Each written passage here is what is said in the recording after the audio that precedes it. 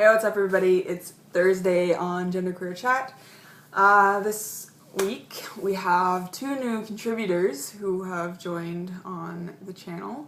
So I just want to welcome Andrea and Christina. It's really great to have you on board. What is that? My head thing. It is ridiculously hot in this part of the world. It is like a humidex of 40 something and it is so hot. It is so, I can't take it. I don't like heat at all, and I am really glad that I have air conditioning because I'm just sort of like hiding out inside. I went outside earlier to water my plants and it was like too hot. I couldn't take it, too hot. But anyway, so yeah, this week's topic is a general life update as well as an option of talking about Castor Semenya. So general life update. Yeah, the heat is killing me. I don't like it at all. My plants are doing good. They're like blooming and stuff. Some of them are enjoying the heat, others are kind of not enjoying the heat. So I'm hoping it'll cool down. It's supposed to rain, or there's a chance of raining later, and I hope that happens so that it'll kind of cool off a little bit. Other life update. The only really sort of big thing I have going on in my life right now is I'm getting a service dog.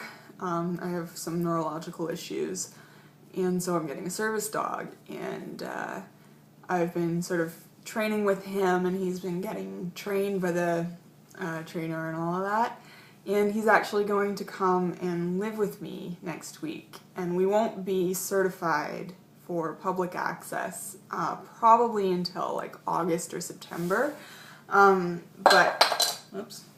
So he's coming to live with me next week, and that's really exciting. He's so cute. I was training with him yesterday, and he was actually, I had a little like brain blip thing, and it wasn't a big deal at all. Like, it's not the kind of thing that I would even like pay attention to because it's not a big deal.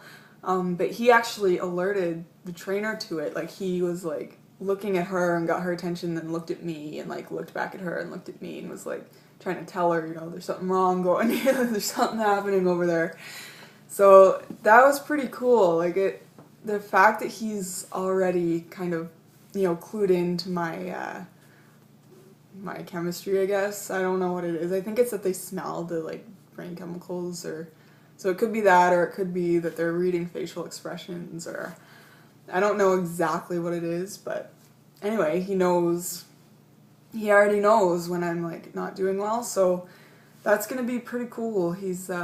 I'm a little bit nervous for him though, because I think the transition might be a little bit hard. He's used to living in the country with like, you know, 14 dogs and a bunch of people that he's bonded with, and then he's gonna come live in the city with me, like, and it's just gonna be me and him, and you know, he likes me. We have a good little relationship thing started, but I think the first few days are going to be pretty hard on him, and I'm feeling bad for him because I don't think he quite knows what's coming. So yeah, I'm gonna spoil him.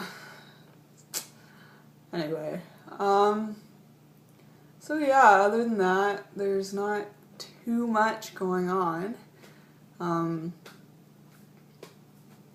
It's gonna be like the training the next little while, I find. I realized yesterday, because I didn't even realize, like, he was alerting her that I was having a brain thing, and like I didn't even realize what he was doing, and it just really occurred to me that I have a lot to learn about these dogs, you know, because I don't know what's going on. Like, you know, here I am thinking like, oh, he's just being a dog, like he's just kind of like looking back or whatever, but little do I know, really, he's like saying a car is trying to turn, or he's saying like, you know, you're not doing well, or blah, blah, blah. So I think he's pretty much had you know, so much training already that if I was ready, and I knew what I was doing, then we could probably be certified pretty quick, but I have no idea what I'm doing, so the next few months is going to be quite a learning experience for me, and I'm kind of looking forward to that because it's pretty interesting. It's really, really amazing what these dogs can do. So yeah, this caster Semenya thing, basically she is genetically intersexed, but she's still a woman, except she produces more testosterone than the average female. So what they're doing now is they're making her take estrogen, and I think that is bullshit. I'm not that into sports, so I don't really fully understand, you know, this whole, you know, need to be fair and blah blah blah, all that kind of stuff. But the way that I see it, and I'm not, you know, I'm not an athlete, and I'm not somebody who, you know, I think even really has a right to be talking about this kind of stuff, but you know, anyone who makes it to that, because the complaint is that she's at a genetic disadvantage. I mean, she's at a genetic advantage and putting other people at a disadvantage. And I think that the main sort of, like, that complaint is kind of bullshit, because anyone who makes it to, you know, an Olympic level athlete, I mean, they are at a genetic advantage compared to, like, you know, everybody else. So, you know, boo fucking who. She's a woman, she beat you, deal with it, you know. You are stronger and faster and all that crap than, like, you know, everybody else in the world, and here's a woman who's stronger and faster than you, like, deal with it. You lost.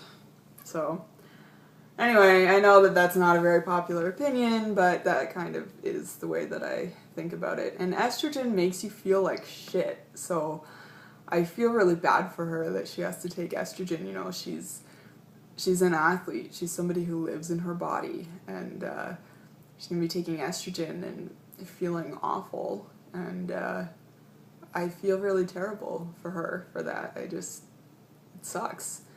So, yeah, that is pretty much it. Yeah, I'll see you next week, and I will have my dog with me next week, so I'll probably get to introduce you to him. So yeah, bye.